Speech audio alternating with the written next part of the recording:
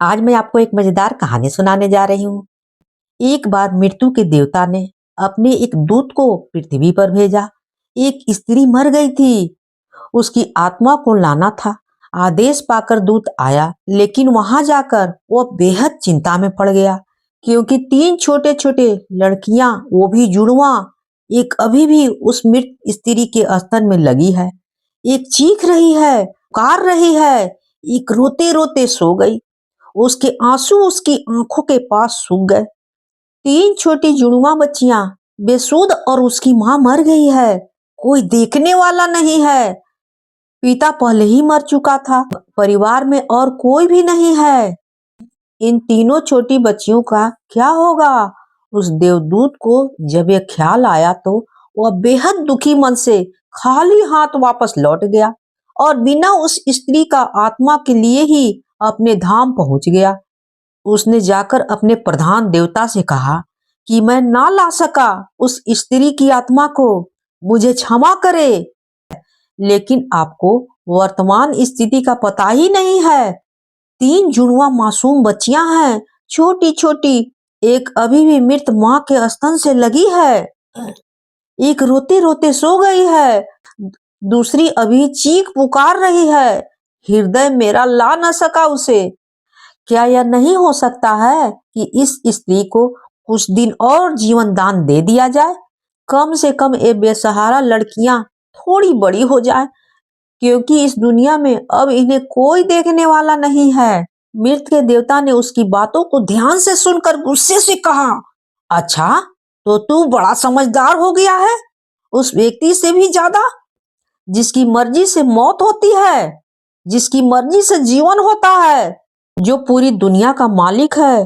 तो तूने अपने जीवन में आज पहला पाप कर दिया है और इसकी सजा तुझे मिलेगी। और सजा यह है कि तुझे पृथ्वी पर वापस चले जाना पड़ेगा। और जब तक तू 3 बार अपनी मूर्खता पर न हंस ले, तब तक वापस यहाँ न आ सकेगा। वह देवदूत राजी हो गया दंड भोगने के लिए, लेकिन फिर भी उसे लगा कि सही तो मैं ही हूँ, तब अपनी मूर्खता पर हंसने का मौका कैसे आएगा। उसे लगा कि शायद यह असंभव है। उस देवदूत को वापस पृथ्वी पर फेंक दिया गया, वहीं पास में ही जहां देवदूत बेसुध पड़ा हुआ था।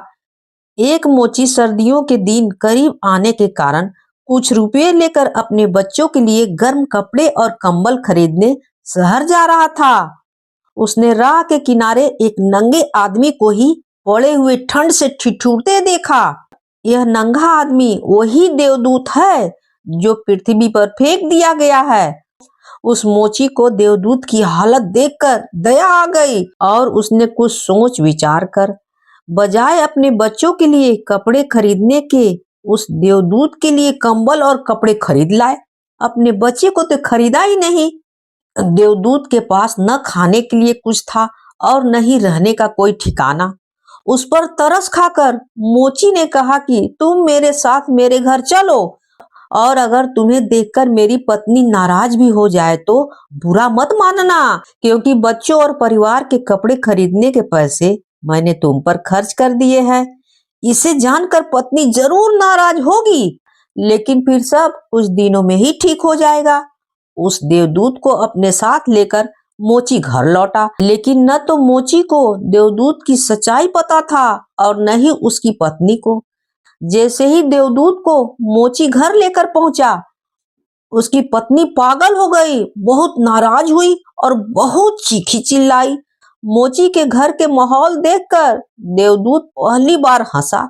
उसे हंसते देखकर अचरज में मोची ने कहा, हंसते क्यों हो भाई, बात क्या है? देवदूत ने गंभीरता से कहा, मैं जब 3 बार हंस लूंगा तब सब कुछ बता दूंगा, लेकिन फिलहाल मुझसे कुछ मत पूछो।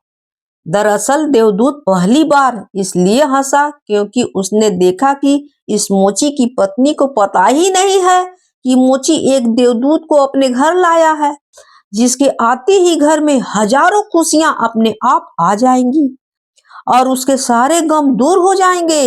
लेकिन आदमी देख ही कितना दूर तक सकता है। पत्नी तो बस इतना ही देख पा रही थी कि उसने एक कंबल और बच्चे के कपड़े नहीं खरीदे, जो खो गया है वो देख पा रही है, जो मिला है उसका उसे अंदाज ही नहीं है।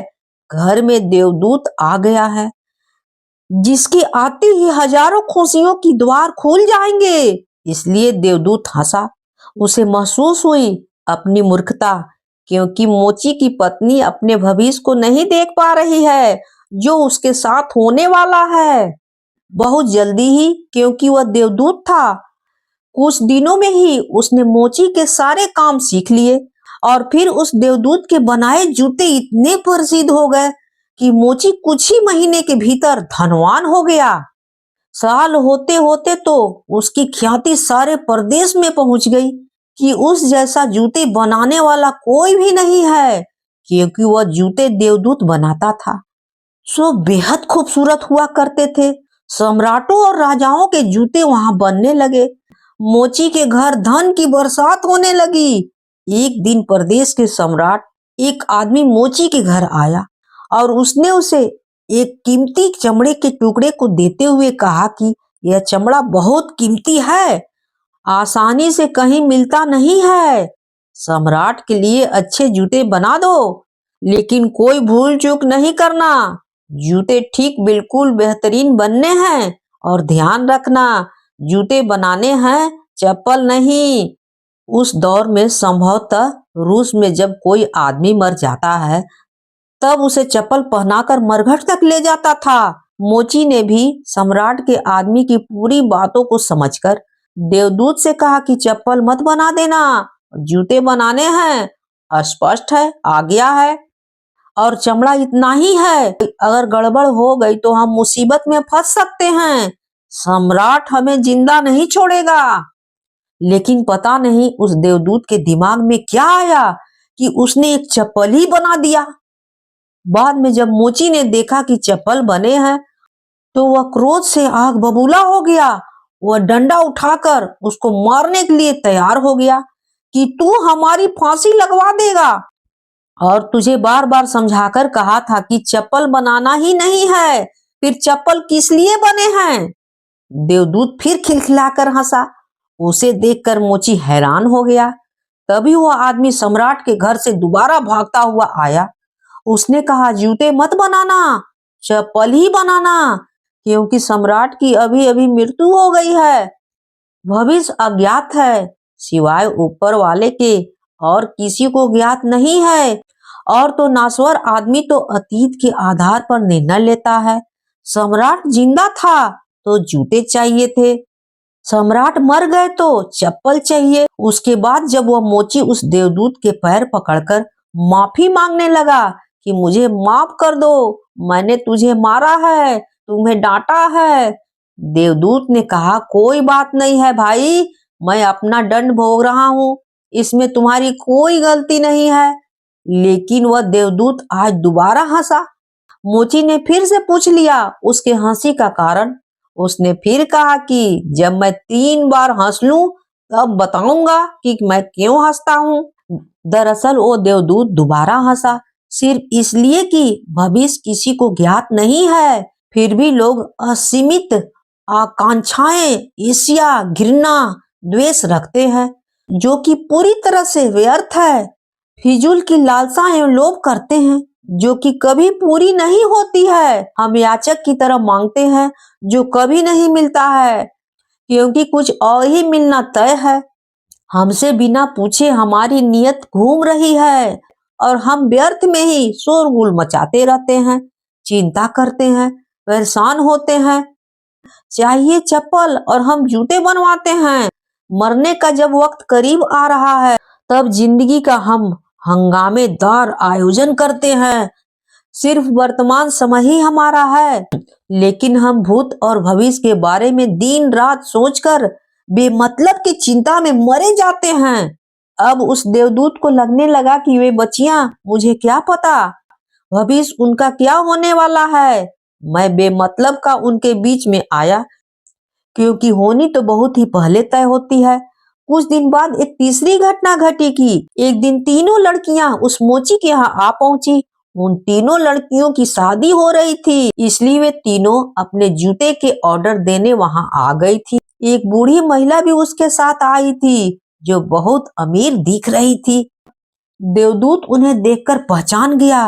वे वही 3 लड़कियां हैं, जिनको वह उनके मृत माँ के पास छोड़ आया था और जिनकी वजह से वह दंड भोग रहा है। वे सब वर्तमान में बहुत स्वस्थ और सुंदर दिख रही हैं। उसने जानना चाहा कि क्या हुआ, उसके साथ यह बूढ़ी औरत कौन है। अब बूढ़ी औरत ने सब कुछ बताना शुरू कर दिया। उसने कहा कि ये तीनों बच्चियां मेरी नहीं है। इनके जन्म के दौरान भूख और अभाव के कारण माँ के शरीर में दूध नहीं था और ये 3 बच्चियां जुड़वा इनकी माँ इन्हें दूध पिलाते पिलाते ही मर गई। जब मैंने इन्हें देखा तो मुझे इन पर अनाथ बच्चियों पर दया आ गई। मेरे कोई बच्चे नहीं थे, इसलिए मैंने इन तीनों बच्चियों को गोद ले लिया। बूढ़ी महिला ने अपनी बात को आगे बढ़ाई और कहा कि अगर आज भगवान की कृपा से इनकी माँ जिंदा रहती तो भी शायद तीनों बच्चियां गरीबी, भूख, दीनता और दरिद्रता में पड़ी होती। माँ दुर्भाग्यवश भले ही मर गई हो, फिर भी ये तीनों बच्चियां बड़े धन दौलत से पली हैं और अब मेरे बाद सारी संप्रदा की ये तीनों मालकिन हैं। फिलहाल इन तीनों का एक सम्राट के परिवार में विवाह हो रहा है। देवदूत फिर तीसरी बार हंसा और विस्तार से मोची को उसने पूरी घटना बताई।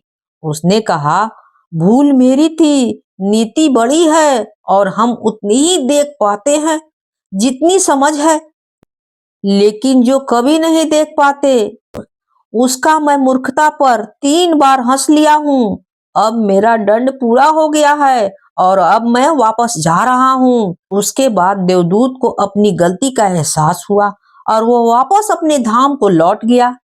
अगर कहानी अच्छी लगी हो तो please like, share and subscribe जरूर कीजिएगा।